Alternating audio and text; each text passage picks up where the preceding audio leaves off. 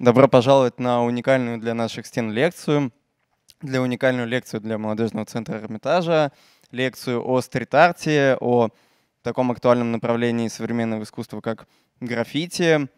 Добро пожаловать на лекцию доктора Рафаэля Шактера, который приехал нам из далекого Лондона.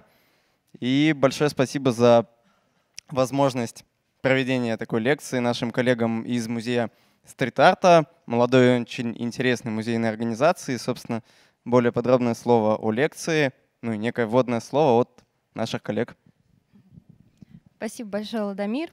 В свою очередь, хотелось бы поблагодарить Молодежный центр Эрмитажа за такую дружелюбную встречу и за возможность проведения нашей лекции Рафаэля Шактера в стенах самого красивого музея Санкт-Петербурга и, может быть, даже мира. Нам это действительно большая честь. Я расскажу немножечко о том, что лекция Рафаэля Шактера проходит в рамках образовательного курса музея стрит-арта. Мы уже второй сезон ведем лекционный курс, посвященный нашей тематике. Нашими лекторами уже выступали достаточно крупные уличные художники, такие как Тимофей Радя, Игорь Поносов, Кирилл Кто.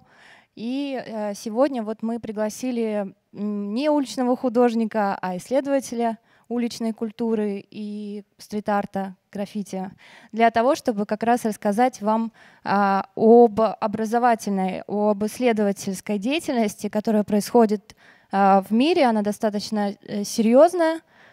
И хотелось бы, чтобы российские исследователи данного направления современной культуры тоже вышли на такой вот высокий уровень. А теперь я передаю слово Рафаэлю. Рафаэль, it's your time now. Okay, I didn't understand that, but it sounded really nice. Okay, so where are we? Okay, first things first. It really is a massive honor to be talking to you all today. I want to thank the Street Art Museum for inviting me to St. Petersburg, and Ksenia and Polina for their fantastic hosting so far. So when I started working on graffiti and street art at UCL in London, almost 10 years ago, I could never have imagined that I'd be here today delivering a paper at the State Hermitage in St. Petersburg. It's a very exciting prospect, and I hope you'll enjoy the paper I'm about to deliver. Okay, so in my talk today, I want to discuss three things. The first argument I'll be making is that graffiti and street art, terms which I shall shortly explain, are a form of contemporary ornamentation, a form of insurgent yet quite classical ornamentation in the truest sense. Okay, the second argument I'll be making will concern the relationship between ornament and order. It's between physical ornament and social order, and exploring the ways that the physical shape of the city can affect the physical shape of the body, affect the person itself. So, and thirdly and lastly, and perhaps most importantly, I'll be exploring the consensual and agonistic possibilities of graffiti and street art, and I will explain those terms, of course. So it's the differing way that these ornaments can act on a city, and the importance of dispute as much as agreement, the importance of a visible dissensus as much as consensus in the public sphere. So as such, what I want to make clear is that it's specifically public art that I'm going to be talking about today, not simply art that's formed by graffiti or street artists. So whilst there are many graffiti and street artists producing groundbreaking work in the interior realm, so critical practices which are coming, in my opinion, to really form a radical type of new art practice that has yet to be defined and yet to be named, the discussion of this work, which I'm academically and professionally involved in, will be left for another time, or perhaps for the questions at the end. Okay, I'm also going to say that the paper is going to start off quite theoretical, and then there will be more examples at the end, so just kind of bear with me. And on that, I'm going to probably start the paper. Okay, so this first section is called Graffiti as Ornament. Okay, the first thing I want to say is that graffiti and street art are really annoying terms. I hate them, and the fact that they happen to appear on the front cover of both my books makes me hate them even more. I understand why they're used. There's currently no alternative, but they're very, very difficult terms. Okay, so why all this hate? Okay, so principally because the terms mean so much, they mean so little. They've become used to signify so many different practices and so many different practitioners that they've come for me to now signify little or nothing at all, being both overburdening and underwhelming at the same time. At the same time, in their most commonly used senses, the terms graffiti and street art have come to produce a division based on a kind of unwarranted either-or position. So you either have innovative street art and traditional graffiti. You have inauthentic street art and authentic graffiti, positive street art, negative graffiti, clean street art, dirty graffiti, which pigeonhole these practices into zones which are much more messy than these base kind of polarities. Okay, so for today, what I'm going to say is this.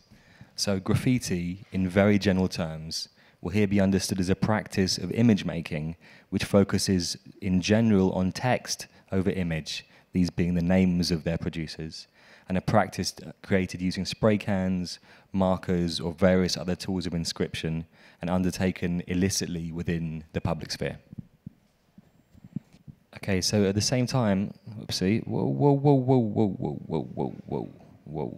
there we go. Okay, so at the same time, street art, and again in very general terms, will here be understood as a practice of image making which focuses on image over text. So it's created using either spray cans, stencils, posters, any other number of further techniques, and again undertaken illicitly within our urban environments. Okay, but what will be crucial in the way that I'm using both these expressions here is that both graffiti and street art will be dependent on their sites of application, this being the public space of the city. So graffiti on canvas is spray can art or calligraphic art. Street art on canvas will be stencil art or poster art. Unsurprisingly, considering its name, street art, that will not work in the way I'm discussing it today. So it has to be in the street. It has to be in the public sphere for it to be street art or graffiti. Okay, and now kind of getting to the point. Okay, so whether it's street art or graffiti, we can kind of forget those words at the moment. Whether it's a Rothko-esque mess on a wall or an acid etching on a train, whether an insignia on a bus window or a stenciled ideogram on a road sign, the products of graffiti and street art both exist within the medium of the street, amidst the dirt, the noise, the concreteness of the city walls. So they're not produced on a neutral, empty surface. They are not created within a separated studio space, nor constructed within a detached white cube. Okay, so rather than that, these material acts are engraved onto the very surface of the city. So whether it's coloured pigment on the side of a train or as scratching incised into stone, both graffiti and street art can only ever function upon, within, attached, or fixed to a secondary surface. And in this way, all of these comply with the Oxford English Dictionary's definition of ornament as an accessory or an adjunct. So they're an auxiliary element on a customarily architectural surface. So Oleg Grabar, an architectural theorist, suggested that to ornament is simply the act of putting something on something else, rather than describing the nature of what is put. And thus, whether it's an elementary tag or a complex mural, these are all material forms placed upon supplementary surfaces, and therefore cannot be understood out of this status as an attachment onto something else. Okay, so that's the first part, it's an attachment onto something. But secondly, be it street art or graffiti, be it a painted message on top of a building or an austere tag, all these artifacts function within the sphere of the decorative, what the historian David Brett termed visual pleasure. So whether working through a physical sensuousness, through a practice of embellishment, these artifacts embrace the captivation and gratification that images allow, the enchantment that both the production and consumption of images provides. So whether in their most aggressive or vandalistic form, such as an acid etching, or in their most apparently amicable or decorative state, such as an elaborate, colourful mural, all of these artifacts are created through a complex tradition of visual dexterity and physical skill. They all contain a quite defined notion of aesthetic value and beauty at their core. So all of these objects and artifacts work through unity, proportion, scale, contrast, balance, rhythm, and it's only through these principles that they can be seen. So in this way, What I want to secondly argue is that all graffiti and street art are produced, again following the Oxford English Dictionary, to decorate, adorn, embellish and or beautify. And thus they all comply quite faithfully with the second crucial definition of ornamentation. I can go through the pictures at the end because they're taken from a lot of different places. This is New York, this one. It says, "This city will eat me alive," which is how I feel about St. Petersburg. Okay, so tagging, for example. So I've made the argument that I think all graffiti and street art is ornamentation. Okay, so tagging in particular. So this is something, this is Gesso, by the way, he's from Detroit. So this is not only one of the most prominent examples of graffiti and street art, but something which is often thought to be the least artistic and the most vandalistic by those from outside of the graffiti community. So for this, for me, is the most classical of ornamental forms, in a way correlating with calligraphy, of course. So both calligraphy and graffiti supplement and embellish standardized typography. They both adorn letters, and the only thing that really differentiates them is the legality and their locality. Okay, so getting to the punchline for this first section, what I'm saying is that all graffiti and street art must be considered as ornamentation. So whether it's constructive or destructive, whether it attempts to reface or deface the city, graffiti and street art are both decorative and adjunctive. They are accessories and embellishments, and hence objects with a fundamentally ornamental status. Okay, so the question now is, why is this even important? Okay, so I should probably get to that point. So there's three main reasons. Okay, so the first reason is that seeing graffiti and street art through the lens of ornament means we can forget the continual and frustrating debate between art and vandalism. So it is ornament, technically, whether it's illegal or legal, whether it's done without permission or with permission, and its status of whether it's art or vandalism is irrelevant. Okay, this is Remio, who's actually from Norway, but this is from Sao Paulo. And this is Herbert Baglioni from Sao Paulo. So the second reason of why I think it's important that we're talking about this as ornamentation relates to the fear and the passion that ornamentation evokes. So it's my argument that it's the agency of ornamentation, so its very personal, human-like quality, as well as its status, its unstable status. It's both detached and attached to its surface, that leads to the potency and anxiety that graffiti and street art incorporate. So their ornamental condition functions as a cure and a curse at the same time. So rather than it just being about their illegality, what I would argue is it is the basic ornamental condition that creates much of the fear and passion that graffiti and street art bring to the surface. So those are the first two reasons. And the third reason, this being the relationship between ornament and order, is what I want to now briefly explore. So this is section 2. So we're getting there, okay? This is ornament and order. So ornament and order are inextricably linked. So they not only have they been counterparts for thousands of years within architectural treatises, from Vitruvius to Alberti, from Sullivan to Scott Brown, the words themselves are etymologically linked through the Greek word cosmos, not only meaning order, with reference to the arrangement of things, but also meaning ornament, whether to objects, subjects, or ideas. So this can be seen in the terms of like the Greek orders, the Ionic order, the Doric order, linking ornamentation and order. But at the same time, this is something which rather than, so ornament is often seen to be something luxurious, but not necessary. It's seen to be mere ornament. But we must originally understand the term to mean something done to produce something completely. So not something which is necessary and proper to the object. And thus, because it's necessary and proper, it gives pleasure. So ornament is not supplemental or superficial, but actually indispensable. So at the same time, ornament has been used for thousands of years in architectural history to overtly order our physical environment, but not only to fashion a material architectonic order, but also to produce an immaterial social order. So ornamentation generated a state through which visual forms could serve as signs of and actually engender a specific type of societal structure, through which the interaction between social and aesthetic hierarchies could become clear. So whether ancient Greece or Islamic Andalusia, whether the Mexican city-states or Stalinist Russia, Ornament has throughout history come to not simply reflect, but to create order, producing social as much as structural formations. So yeah, of course there are all these very top-down architectural formations. But if you try and get the line of thought that I'm going with, what I'm saying is, just as these specifically top-down practices of architectural ornamentation contain a certain power, other actors can and do come to reclaim this power of ornament, to reinvigorate structure with a differing conception of order. They are forms of what I term insurgent ornamentation, forms emerging from the grassroots or from what AK, the artist, calls the mud level. So these are forms of insurgent ornamentation emerging from outside of the official domain of urban planning and urban policies.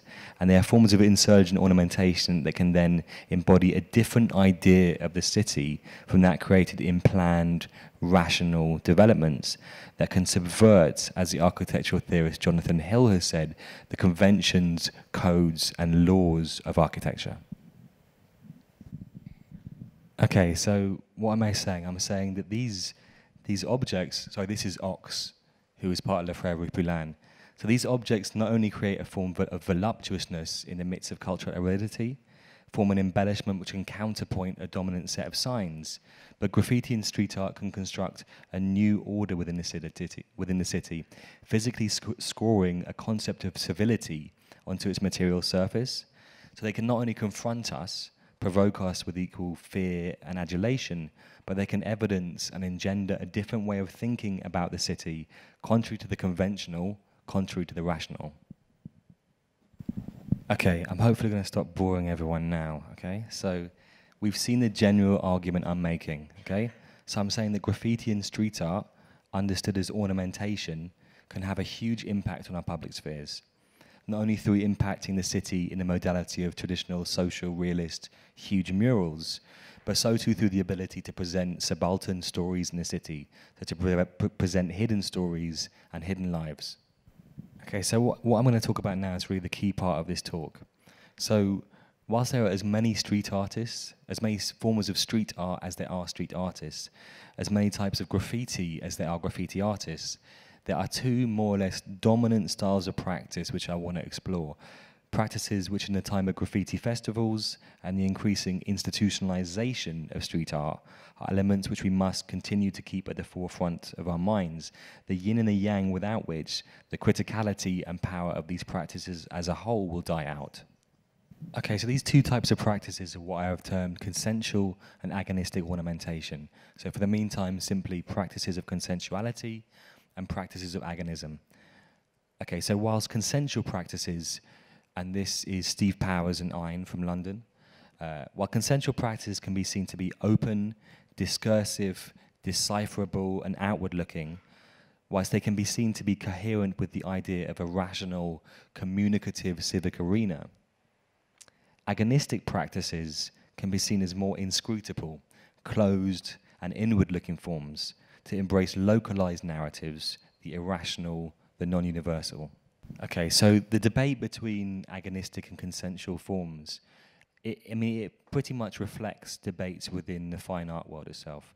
Okay, this is actually Crypto Jan from Sao Paulo. I forget to just shout at me when I'm not saying the names.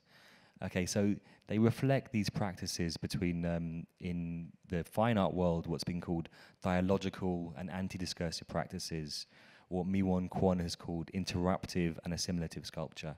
So what I'm saying, and I'm sorry I'm going kind of off this a bit, I'm sorry, is that there are two kind of practices occurring. But the issue is that in the fine art world, the way these practices have been critiqued has a lot of relevance for us in the graffiti and street art communities. I think I might get back to this. Okay, so Mi-Won Kwon is a public art theorist, and she's critiqued public art in many different ways. So site-specific art is often thought to be an automatic signifier of criticality or progressivity. So this is a critique of public art in which the artist has only got his own thematic drive that he's interested in.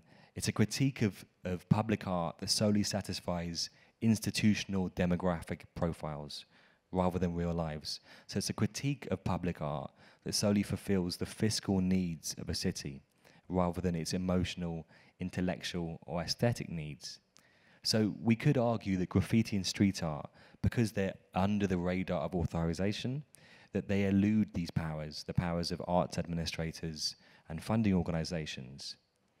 But the issue is what happens when street art and graffiti become authorized and become institutionalized, as is now happening. Okay, so this is basically what I'm saying, and this is the crux of my whole paper right here, okay? So what happens when street art and graffiti become subject almost exactly to these curatorial and institutional reductions? Okay, what happens when street art and graffiti become subject to the pressures of funding organizations, to the pressures of the fiscal needs of a city? Okay, because this is exactly where we now stand. And this is exactly what has been killing me the last few weeks, attending talks by arts administrators, and these are important arts administrators, who have a lot of power and yet little imagination. So these are people who have the power to materially affect the visual culture of our cities, but who have no critical imagination, and who end up appeasing the most, and thus reducing art down to surveys of agreement and agreeable surveys. Okay, so this is by the artist Remed, who is a good friend of mine and one of my favorite artists, but I'm using him here as a whipping boy to explain my argument. Okay, so what I have been increasingly seeing and increasingly getting concerned about is the focus on consensual works above all else. So these are works which look pretty and nice, as I said, to be mean, over the works which are ugly and yet important, on works which are visually appealing but yet somehow lack real content. So I'm not saying that consensual works are not important, not that at all. So I believe the search for agreement which consensual works strive for is something which can help community bonds, which can help to form a new type of citizenship outside of base commercial desires or political affiliations. I believe that the search for consensus that many artists are guided by can create microcosms of fellowship and solidarity, moments of genuine, real accord. And even more than that, works which strive to push the boundaries of already existent aesthetic forms can in themselves come to make us feel, think, and be different. Like I say, with all that being said, because it's a big yet, for me, moments of dissensus and disharmony, this is by an artist called Nug from Stockholm, and he paints really nasty, dirty stuff. So moments where we can only disagree, moments where we're dissatisfied, are things which are massively important for us to live with, even if we do not want to. So moments of surprise, discomfort, moments of shock and inconvenience are things which are innately necessary for our public sphere. So just as every consensus only ever reveals an outside, a group who are hidden from view, yet who always exist, every dissensus can shine a light on the inevitable complexity and heterogeneity of social life. So we are never one, and it is only accepting that fact that we may bring the outside inside. Okay, so what I'm saying basically is that the works that we don't like are as important as the work we do. That now that street art and graffiti has become institutionalized, it's very important that we don't only work with nice artists that say nice things, because that is reducing all the power of graffiti and street art into practically nothing. Okay, so now some examples, okay? Because I probably bored you all. Okay, so this is a very close to home example from Esif.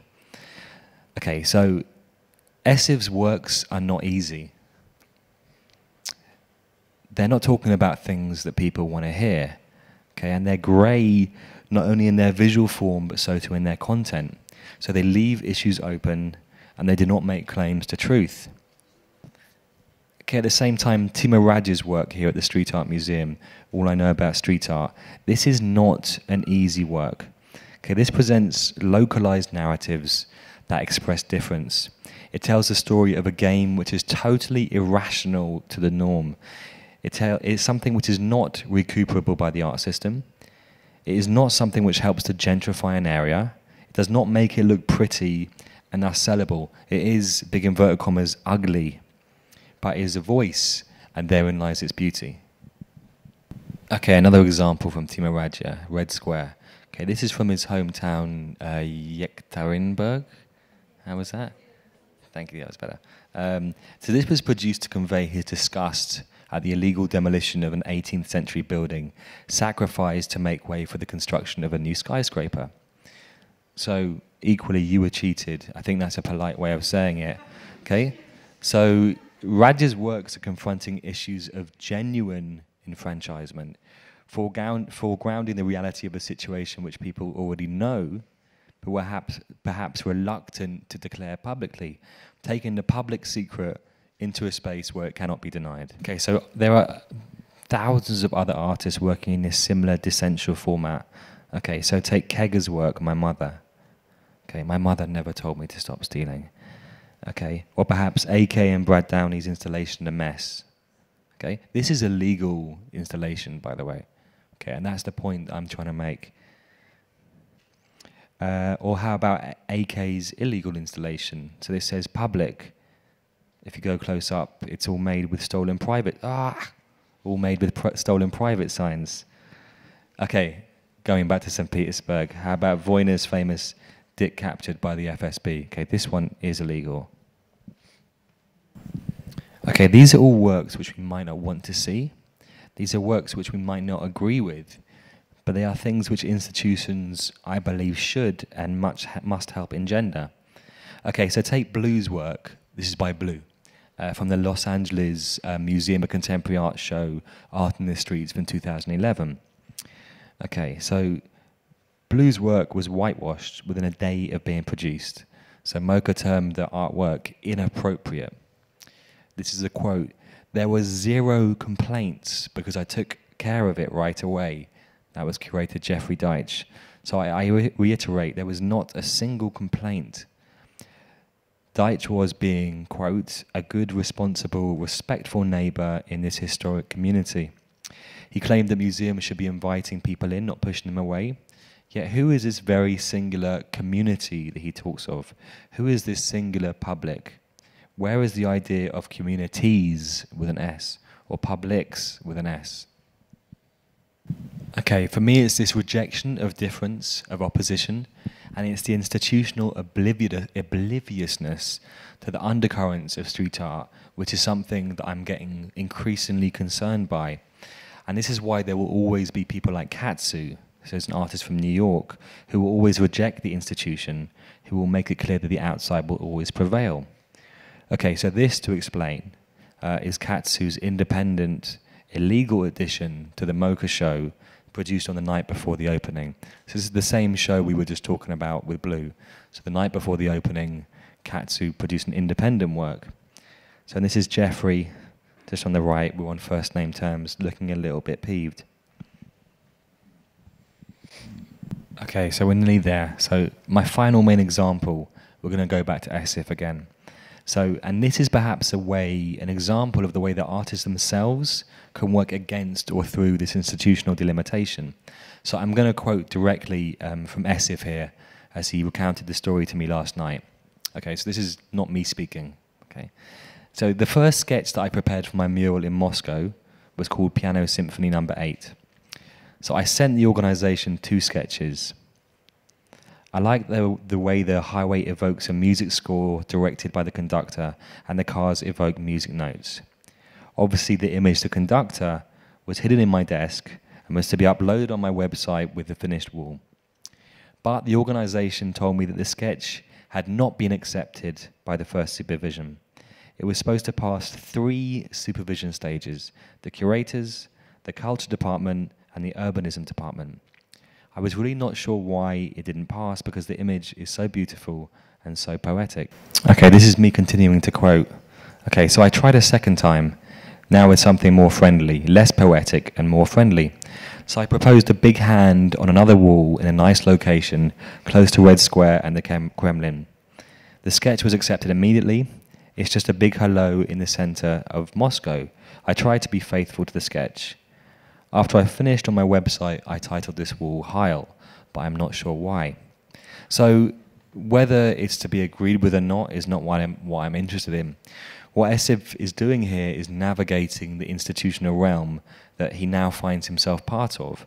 So he's learned how to burrow into the system to act as the constitutive outside.